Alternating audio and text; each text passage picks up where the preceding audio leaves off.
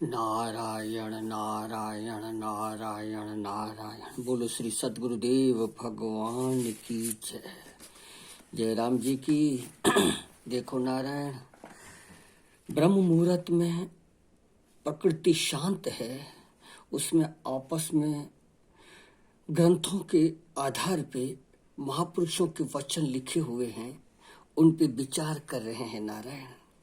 तो नारायण, कल के सत्संग में अपने विचार किया था कि जिज्ञासा एवं विचार के द्वारा अपने हृदय में स्थित जो केवल अद्वितीय और परम परमात्मा है उसको जानना चाहिए, और उसको जानकर धीरे धीरे क्रम से यह जो देह और संसार में वस्तु बुद्धि है कि यह सच्चा है, यह सत्य है, यह प्रिय है, उसको काट देना चाहिए।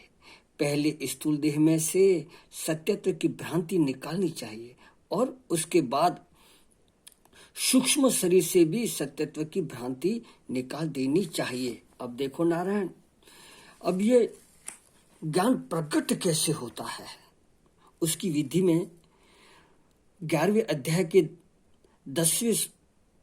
11वें स्कंद के 10वें अध्याय के 12वें श्लोक में ये बात बता रहे हैं कि यज्ञ में आग कैसे पैदा होती है।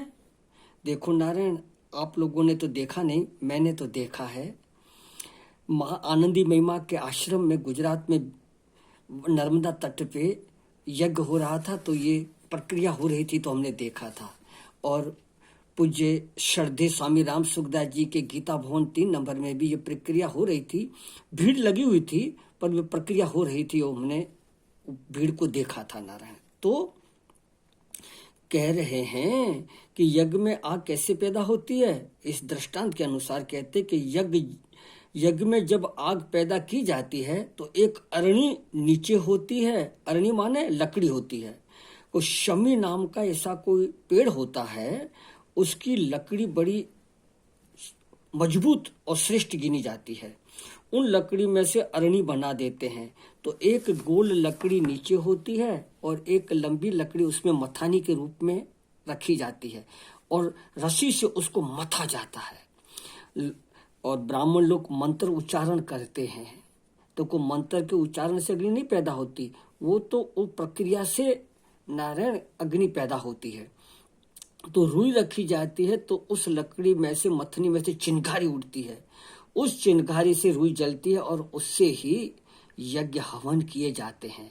माना प्राकृतिक जो पहले उस अग्नि से जो रसोई बनी होती है, ऐसी अग्नि से नहीं, नई अग्नि जो निर्दोष अग्नि है उससे यज्ञ हवन करते हैं नारायण। ये प्रक्रिया होती है। इसी तरह नारायण, गुरु जी और शिष्य नीचे की मथनी, गुरु जी ऊपर की मथनी, तो उससे जो मथा जाता है ब्रह्म विद्या ज्ञान से, तत्व ज्ञान से, तो उसमें जो अंतःकरण में विवेक पैदा होता है, हाँ नारायण, वो आग की तरह पैदा होता है।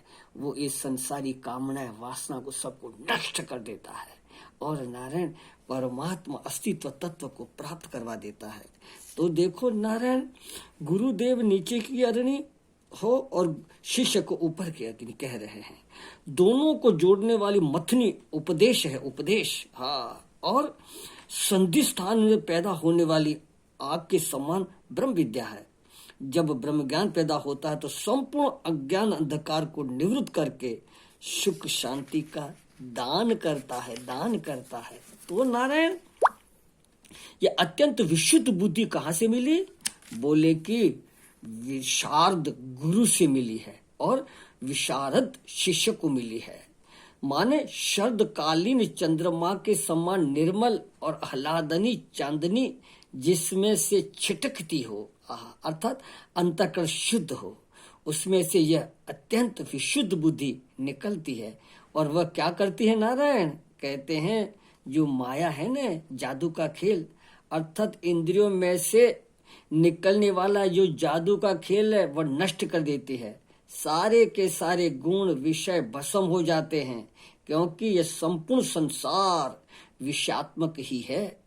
जैसे न सजनों, ईंधन न रहने पर अग्नि शांत हो जाती है, वैसे ब्रह्म विद्या की जो आग है वह स्वयं शांत हो जाती है अज्ञान को नष्ट करके, और परमात्मा ही परमात्मा होकर के उस अंदर जो विवेक जगह वो भी शांत होकर के परमात्मा में मिल जाता है। तो देखो नारायण, इस तरह से वर्णन करके मांतर निवारण अज्ञान का किया। क्योंकि जब अपनी बात कर देखो, विचार करके अपनी बात को समझें तो देखो सज्जनों, अभी तक यह बात कही गई कि यह जो अपना आत्मा है ये स्वयं प्रकाश है, माने ये अपने आप को जानता है और अन्य सबको भी जानता है, और इसी को जानने के लिए दूसरों से प्रकाश लेने की जरूरत नहीं है। यह तो स्वयं प्रकाश ज्ञान स्वरूप है, नित्य है और एक है। और इसमें जो पापी पुण्यात्मा पना और सुखी दुखी पना है वह देह की उपाधि से है। इस आत्मा के सिवा दूसरी जितनी चीजें हैं सब अनित्य है, मायामय है, जादू का खेल है, इंद्रजाल है। इसके लिए मनुष्य को सब ओर से विरक्त होकर आत्मा ज्ञान के द्वारा मुक्ति प्राप्त होती है, नारायण होती है। इसलिए और श्रुति सम्मन व्याधि से इस सिद्धांत का निश्चय कर दिया जाए।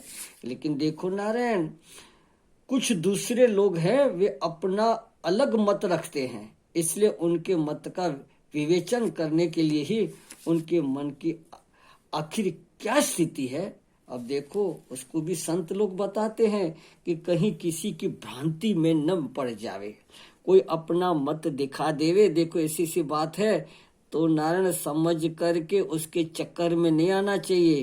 क्यों कि शिष्य तो पक्षी है और ये दूसरे मत वाले हैं ना, ये शिकारी है, ये जाल फैला करके उस पक्षी को दाना चुपड़ी चुटड़ी बातें बता करके और फंसा लेते हैं। इसके लिए सावधान, अपने लक्ष्य की तरफ ध्यान रखना चाहिए और परमात्मा की तरफ आगे बढ़ना चाहिए।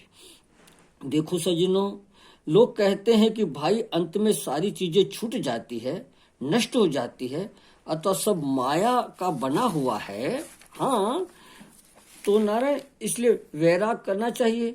तो बोले कि नहीं, असल में ये जितने भाव है ये प्रवाह रूप से नित्य है, ये हमेशा ही पैदा होते रहते हैं, हमेशा नए नए शरीर मिलते हैं, नए नए पेड़ पौधे पैदा होते हैं, इसलिए उनको आदि काल से किसी ईश्वर ने बना यह बात भी नहीं है नारायण। देखो ना, स्वाभाविक है, जो भी बीज बोते हैं अंकुर निकलता है, आगे बढ़ता है, टहनियां निकलती है, पत्ते निकलते हैं, फूल निकलते हैं और नारायण फूल से फल निकलते हैं, उस फल में फिर बीज होते हैं और पेड़ सूखता जाता है। तो इसी तरह अपना जो शरीर है, जन्मना, दिखना, बढ़ना, बदलना और नारायण क्षीण होना और फिर नष्ट हो जाना, ये स्वाभाविक ये प्रक्रिया होती ही रहती है।